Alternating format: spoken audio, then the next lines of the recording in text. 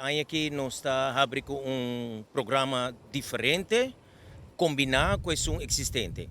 Já com um grupo de estudantes, lo começa que projeto de forma parte de digitalização e outro grupo de estudantes está seguindo com a parte que está atual, que está finalizar a parte aqui.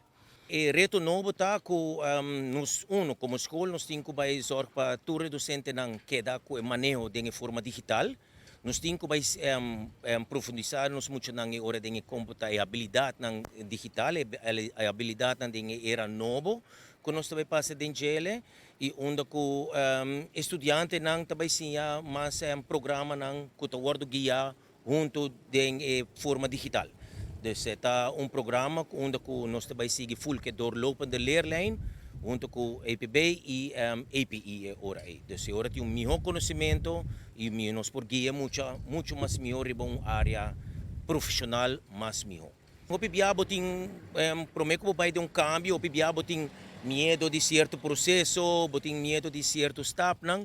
Pero esta uma área que o mestre vai de maneira prometo que vai viajar, tem quase milhão coisas digital, mesmo os auto que está cambiando para vai de forma de corrente e agora que também a forma de ensinança também está cambiando e se por mirar diferente outro escola também a comissário vai e a nós também tá onde escola também que está começando a parte aí para nos prosseguir de forma de era novo que nós está tentando, não?